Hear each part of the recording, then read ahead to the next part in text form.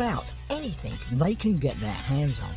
To cut down on crime and antisocial behaviour, the police and other agencies are using new tactics and technology so the bad guys get caught in the act.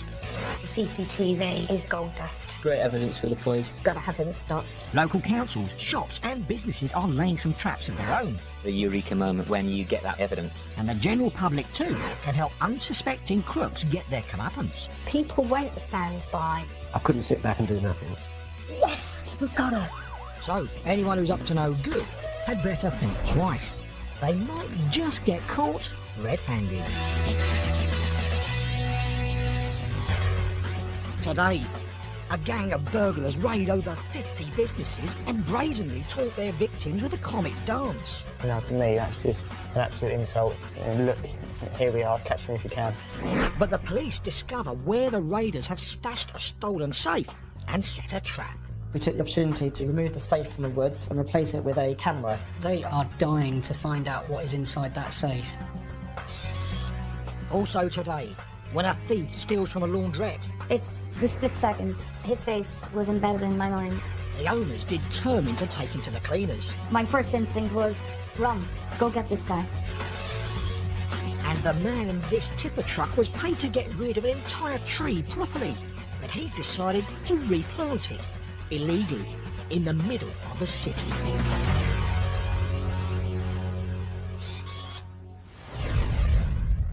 Rural Devon and small businesses are under attack. An organised criminal gang are breaking in and breaking up their victims' premises, stealing stock, money and valuables. They were committing offences all over the county, causing devastating impact on the owners of the businesses. My whole world was just turned upside down. It was just heartbreaking. The burglars leave little evidence behind. They think they're untouchable. So we were even more determined to catch them, but it was a bit of a game of cat and mouse, really. 4 police investigators team up to set a trap. Enough was enough. We needed to bring these offenders to justice.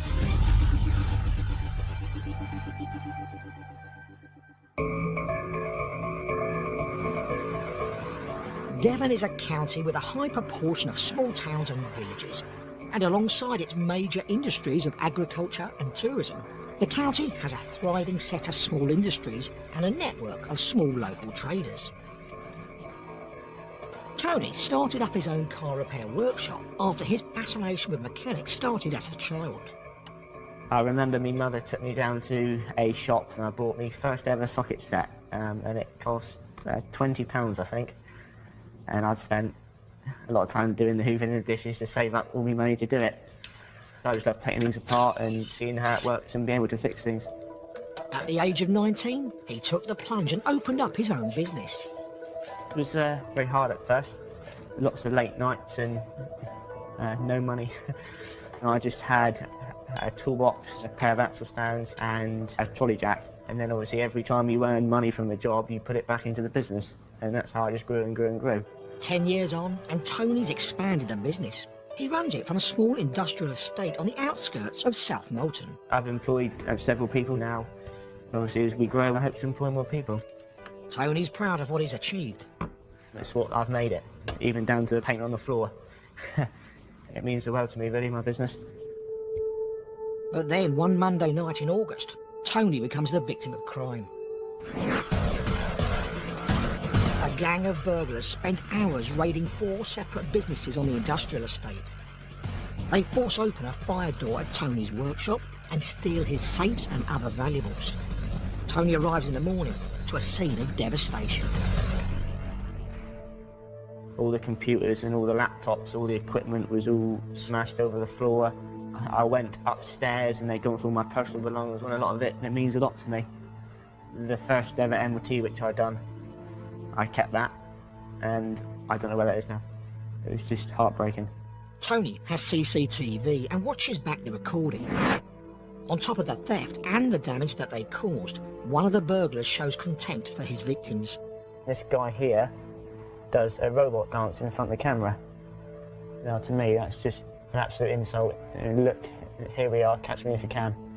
The cost of the damage done is even more than the value of the stolen goods. The value lost to the business was into their tens of thousands. don't think that they realise the impact it has on someone's livelihood and future. The raid on Tony's car workshop is just one of a large number of similar burglaries being reported to the police. Detective Inspector James Tarr at Honiton Police Station investigates. There was a massive spike in burglaries at commercial premises, and so I remember thinking, goodness, we have a real spree here, a real problem, and we weren't sure who was doing it, and that often individual officers would be investigating on their own in isolation. So it's my responsibility, really, to kind of identify that problem and pull together a team to gather the evidence to try and catch the person who was doing it. James puts a team of 4 officers together. They scrutinise every piece of evidence and realise they're dealing with an organised gang that targets out-of-town businesses. They leave behind few clues, and they're not worried about being caught on CCTV cameras. PC Simon Aldred examines the footage. They are very forensically aware. So they will use balaclavas and brand new items of clothing, and almost always wear gloves. The gang also avoid setting off alarms by breaking down doors that don't have sensors, or even breaking through walls. The gang are increasingly confident.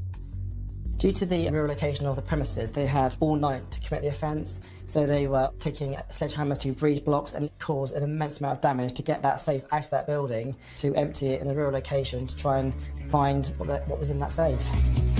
Then James's team get a breakthrough. The burglars used Tony's own tools to smash up his equipment, and one of them has left a clue behind. When they sledgehammered the safe out of the ground, they left some DNA on the handle of the hammer. Skin cells found on the hammer are checked against the police DNA database. There's a match.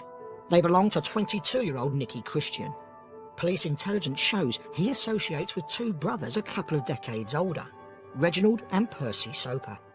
In the area where we work in River East Devon, those names have been talked about for quite some time, and we were determined to try and make sure that if they were responsible, that we convicted them once and for all for their crimes they've committed. James suspects the 3 men are behind the spate of business burglaries, but that's not all. The team widened their investigation to include 5 earlier jewellery shop raids. This CCTV footage was handed to the police by a shop owner who spotted 2 men behaving suspiciously. They are Nicky Christian and Reginald Soper. This shows 2 members of the gang wrecking this shop. And you see the suspect here is standing right next to the alarm panel, and you see he leans forward there. And I think what's actually happened is that they have decided that the security in this shop is pretty good, so they didn't actually break into it. But 2 days later, a nearby jeweller's was burgled. After that, the jewellery shop raids end, but the business attacks pick up. They were very savvy, they knew what to do, how to get away with it. They absolutely thought they were untouchable. Later, the team of investigators start to build a case against the gang of burglars. We needed to paint a watertight enough picture so they wouldn't be able to wriggle out of it. And the police launch a special operation to trick the crooks. Crucially showed another member of the gang trying to recover what he thought was a safe, but was actually a dummy safe with a camera.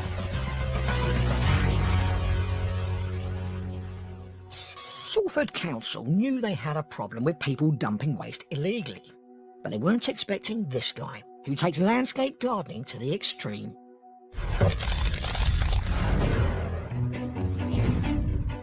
A secret camera records this driver adding to Salford's rubbish tipping problem by the truckload. After dumping what pretty much looks like an entire tree, the driver gets out to inspect his handiwork. Yep, you wouldn't want to leave any in the van, would you? He then drives off. But a nice clear shot of his tipper truck's number plate tips off the council, and they're able to root him out. Apparently, he's been paid £20 to clear somebody's garden and has for some reason driven 30 miles to dump it here, illegally. Taken to court, he's ordered to stump up nearly £600 in fines and costs. So all in all, that's a pretty rubbish result for him. Hopefully, he's tweaked not to do this sort of thing again. Coming up, a slippery customer in a pub does something most of us would find unthinkable. So the regulars drew up a campaign to call time on this crook.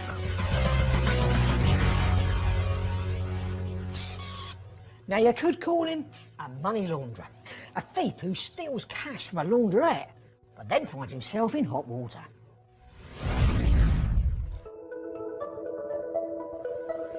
Enniskillen in Northern Ireland.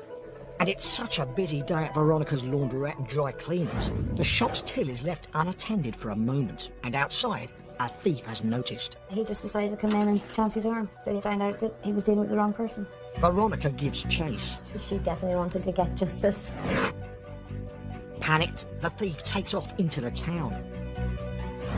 Veronica's outrun, but not outsmarted. She's going to make sure that this thief gets his comeuppance.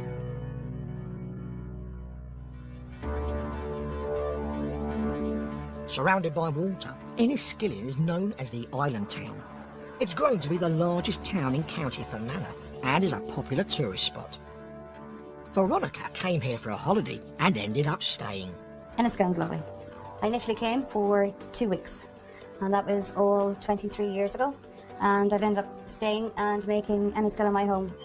For the past 3.5 years, Veronica's been running her own dry cleaning business. I've built it up day by day, a job I thoroughly enjoy. I have fantastic staff who work alongside me, and it's more of a team effort than anything else. The clock just flies in here every day. It's a friendly place to work. We endeavour to know the customers' names, and every customer has a story to tell. We've heard them all. But one Thursday in August, Veronica ends up with her own tale for the customers. It's just gone noon on a hot summer's day. The shop door is open to let in some air. Veronica and her staff are in the back room. For a few moments, there's no one at the counter. And I heard the till opening, and I knew all my staff was in the back. So I thought that was strange, so I just pushed the door open and noticed this guy standing there, and I thought, you shouldn't be there. And then it's just this hand that was in the till. The man grabs a handful of £20 notes, then he makes a run for it. My first instinct was, run, go get this guy. He turned left, so I followed him. Back then, I was a little bit heavier than I currently am. He was fitter, but I was pounding. I was just going for it, my eyes focused solely on him. It seems the thief meets up with another man, and the two of them race off, passing the forecourt camera of a neighbouring hotel, closely followed by Veronica. In my head, I knew they'd been caught in CCTV with the hotel. The two men run across the hotel car park and disappear. Veronica dashes into the hotel reception to tell staff what's happened and asks them to call 999. They were startled because, of course, they weren't used to anything of this happening either. Veronica heads back to the staff at her laundrette, who've been left wondering why she suddenly ran out. I told the girls exactly what had happened, and there was a few tears amongst them as well. But then, as they say, the show must go on. We had customers coming in. They discover the man has stolen around £100. The police comb the area searching for the thief. Detective Constable Tara Malone investigates the case. The offender is still out there. He still has a stolen property on him, and he's more than likely still wearing the clothes that he was seen at the time. So it's important police catch these people quickly. Veronica's able to give the police a detailed description of the thief. When something like this happens to you, and you've seen that face and you've seen those eyes, you'll still remember the face. Hoping to recognise the man quickly, officers immediately check the hotel CCTV. Because the police officers are local, they were able to identify more or less straight away who the offender was. He's a local 21-year-old who's been in trouble before. Officers scour the streets hunting for the man in the blue shirt. And they decided to search the town. And as they were driving down, they saw a known associate of this offender go into the social security offices. The police go inside the building and are surprised to see the suspect himself coming out of the gents' toilet, though he's wearing different clothes. On CCTV, when the police viewed it, you can see he is wearing a blue top and he's also carrying what looks like a jacket. When police apprehended the suspect, he was wearing a jacket. Police went into the toilets and found a blue top in the bin. The thief's attempt to hide his distinctive clothing has failed, but there's no sign of the cash he's stolen. And back at the station, he denies everything. Tara knows Veronica's a good eyewitness, so she decides to set up an identification parade. And I was able to identify him straight away, without a shadow of a doubt. It's the split second. His face was embedded in my mind. But the man continues to claim he is innocent, so the case goes to court. It's Veronica's word against his, but they also have the key evidence of the CCTV. Veronica ultimately should give evidence in open court, it can be very distressing. But she was very robust and she definitely wanted to get justice. At the end of the day, nobody has the right to come in to take my money that I've worked hard to earn. The man is found guilty. He is sentenced to 4 months in prison for the theft. Tara is pleased by the outcome. It's a good result for the police, but it was more for the satisfaction of Veronica, particularly after how she'd conducted herself through the whole investigation. Veronica's customers are impressed by her fight against crime. The customers have been coming in to congratulate me and telling me, what a great job I did. And the support has been fantastic. My business is still growing from day to day in here. And if somebody else wants to come through the doors and do the same thing to me, I'll be waiting for them.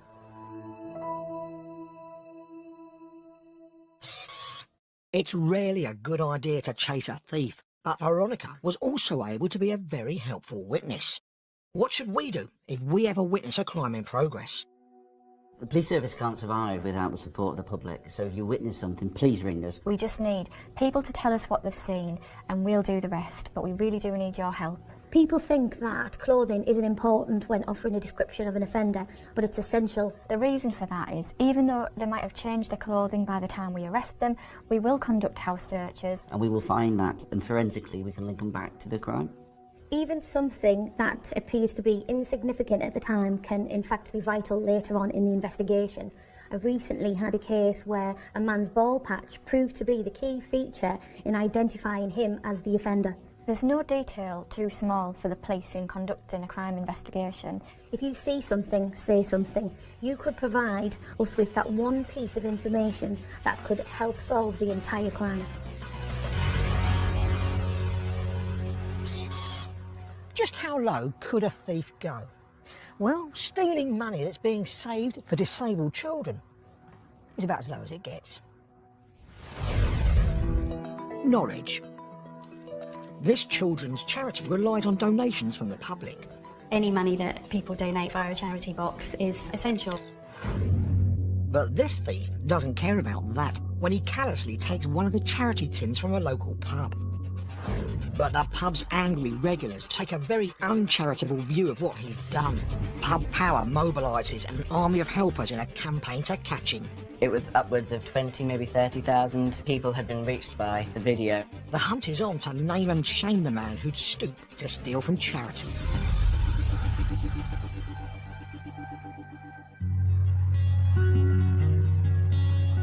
The Hamlet Centre in Norwich helps children and young adults with disabilities. The charity was set up in 1972 by an inspirational disabled couple, Jack and Margaret Weimer, who believed by improving the support offered to people with disabilities, they could become more independent and have a better quality of life. I think it's a massive support to the families who use us. The feedback we get from families is wonderful. It makes such a positive difference to their lives. Rachel is a fundraiser and is keenly aware that charity relies on the kindness of strangers.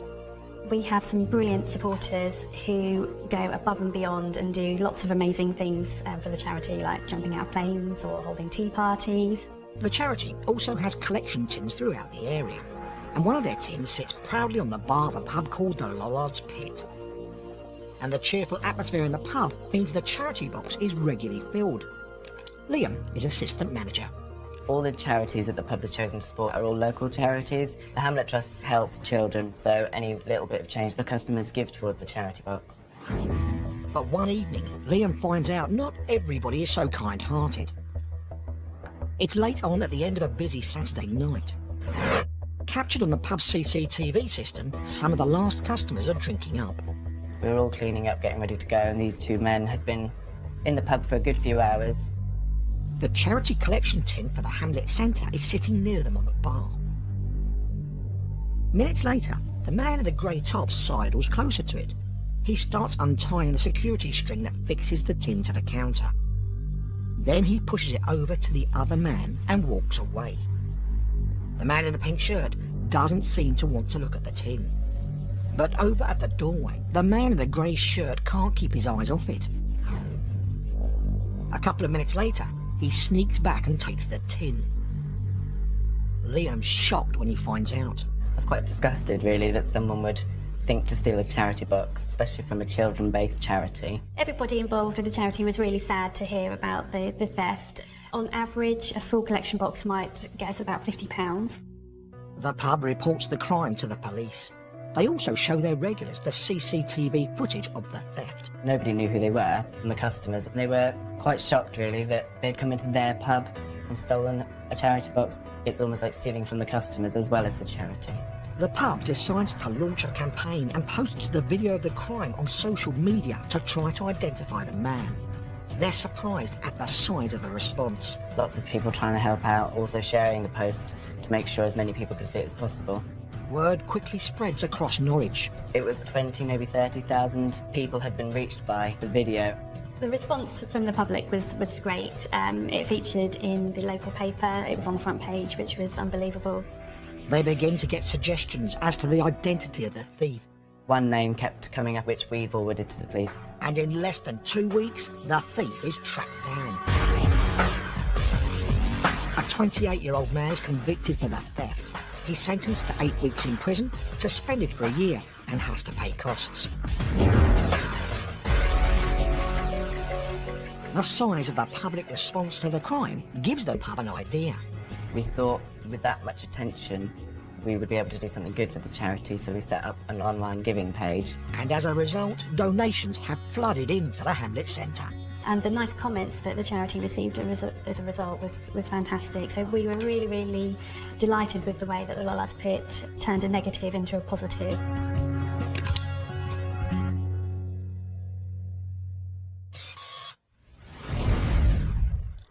Back to rural Devon, where an organised gang has been raiding out-of-town business parks. Tony's car workshop was smashed up and hundreds of pounds worth of valuables stolen.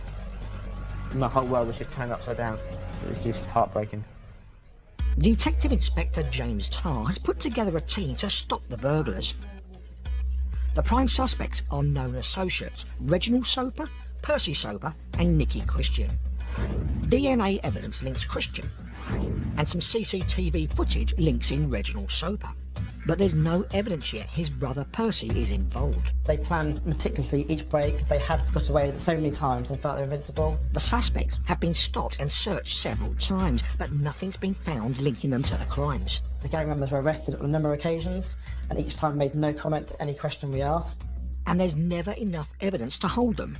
And literally the following day we get a report of more burglaries, so it was a bit of a game of cat and mouse, really. James decides the best way to approach the case is to build a picture of all the crimes together and charge them with a serious offence of conspiracy. We chose to investigate this as a conspiracy case based on the fact that had they been charged individually for the burglaries, we wouldn't have succeeded.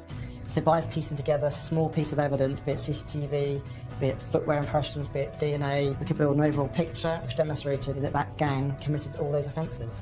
The team pieced together the small clues and circumstantial evidence, which have more meaning when combined together. And they notice some startling similarities between the crimes. This CCTV showed the quite distinctive shape of some of the members of the gang, and a person of that build is seen on almost every occasion. The crimes appear to be committed in identical ways. The gang seems to be becoming increasingly confident. Often they intended on stealing a vehicle from one premise to then take a safe from the next adjoining premise at that same location. From one of the businesses that they stole a vehicle, one of the members of the gang actually left a message on the board, and it was this message, and it reads, "Thanks for the car," with a little smiley face. It just shows how brazen these people are. For the victim, it adds insult to injury. But that sketch later proves to be important evidence, as another very much like it is found on a piece of paper in Nicky Christian's home. And there's another breakthrough. A dog walker spots an unopened safe in remote woodland and reports it to the police. It's a stolen safe that's been stashed by the gang in the undergrowth. It's likely the gang will return to try to open the safe. So now James and his team can set a trap. So we orchestrated a little sting operation. We took the opportunity to actually remove the safe from the woods and replace it with a camera and a dummy safe. They are dying to find out what is inside that safe, so we knew that they were likely to come back. And they do. The next day, the camera catches a face looming out of the trees, but he notices there's something different. You can see he's a little bit mystified. Christian showed another member of the gang. It's the third man, Percy Soper. It's a key moment. And we were able to trace him from mobile phone and telephone records, making contact with other members of the team because he'd been abandoned. The detectives map out the movements of the gang from the seized mobile phone data and from number plate recognition cameras. They pull together all the information to paint a picture of the crimes. Then finally, they have what they need. I remember it vividly, actually. One Friday evening, myself and my colleague thought to ourselves, enough is enough. We have enough evidence here to charge with conspiracy. The Crown Prosecution Service agrees. Christian and the Soper brothers are arrested. It was a particularly satisfying day for us and all the victims that we notified of their charge for the offences. An astonishing 54 burglaries were committed in less than 6 months. With the gang in prison awaiting trial, the burglaries stop, a fact not overlooked by the police. The jury finds the 3 gang members guilty of conspiracy to commit burglary. Reginald Soper is sentenced to 8.5 years in prison. Percy Soper and Nicky Christian are both sentenced to 6.5 years. After all their hard work, the investigators are pleased with the result. We couldn't quite believe it, that we have been able to paint a picture from pieces of evidence where, taken on their own, they don't amount to anything very much. It was a very satisfying moment, and it's one that I won't ever forget. Really pleasing for myself and all the team, but obviously the victims are the most important thing for us. So to be able to send them a letter and phone them and tell them that we've caught their burglars was really, really satisfying for us all. Tony's improved his security, adding door and window bars and a new alarm system. He's looking forward to a bright future. Had a massive impact at the time, but now I've pulled through it, especially with the help of local people and their friends and family. It's made me a stronger person, it's made me more determined to succeed. That's it for today. Join us next time when police and the public catch more criminals red-handed. Phil's heading to the alcoholic support group. Just how long will he stay there? We've 2 EastEnders tonight, the first at 7:30 here on BBC One. Now, one of today's teams will need a minor miracle. Bargain Hunt follows next. It was very hard at first. Lots of late nights and no money. I just had a toolbox, a pair of axle stands and a trolley jack. And then obviously every time you earn money from the job, you put it back into the business. And that's how I just grew and grew and grew. 10 years on, and Tony's expanded the business. He runs it from a small industrial estate on the outskirts of South Molton. I've employed several people now. Obviously, as we grow, I hope to employ more people. Tony's proud of what he's achieved. That's what I've made it, even down to the paint on the floor. It means the world to me, really, my business. But then, one Monday night in August, Tony becomes the victim of crime. A gang of burglars spent hours raiding 4 separate businesses on the industrial estate. They force open a fire door at Tony's workshop and steal his safes and other valuables. Tony arrives in the morning to a scene of devastation. All the computers in the woods and replace it with a camera. They are dying to find out what is inside that safe. Also today, when a thief steals from a laundrette. It's the split second. His face was embedded in my mind. The owners determined to take him to the cleaners. My first instinct was, run, go get this guy. And the man in this tipper truck was paid to get rid of an entire tree properly. But he's decided to replant it, illegally, in the middle of the city.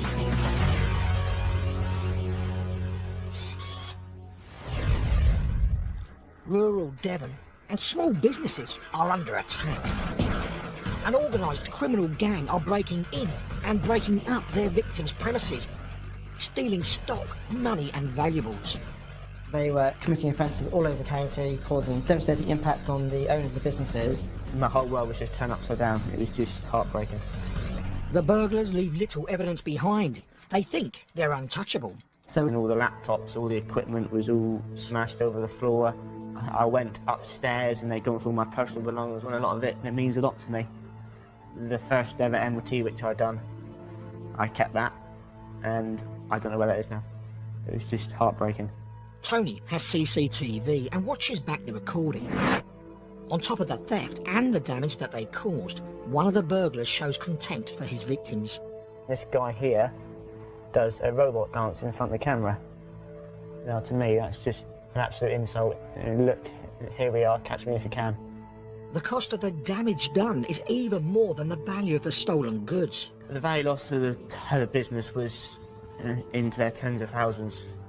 I don't think that they realise the impact it has on someone's livelihood and future. The raid on Tony's car workshop is just one of a large number of similar burglaries being reported to the police. Detectives We were even more determined to catch them, but it was a bit of a game of cat and mouse, really. 4 police investigators team up to set a trap. Enough was enough. We needed to bring these offenders to justice.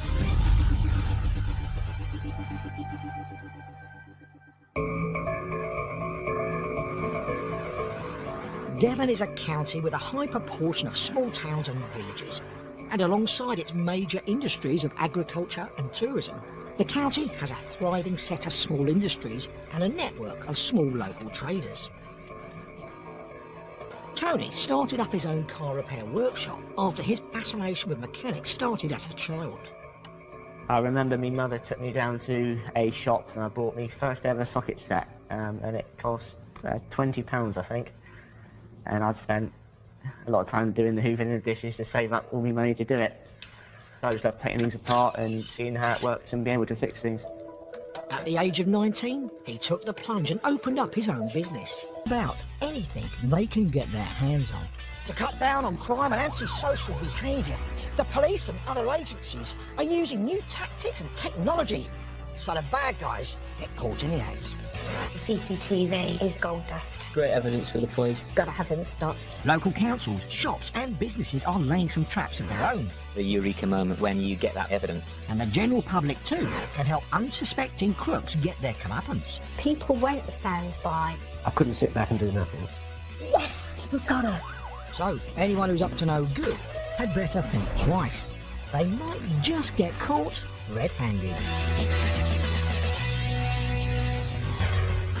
Today, a gang of burglars raid over 50 businesses and brazenly taunt their victims with a comic dance. Now, to me, that's just an absolute insult. And look, here we are, catch me if you can. But the police discover where the raiders have stashed a stolen safe and set a trap. We took the opportunity to remove the safe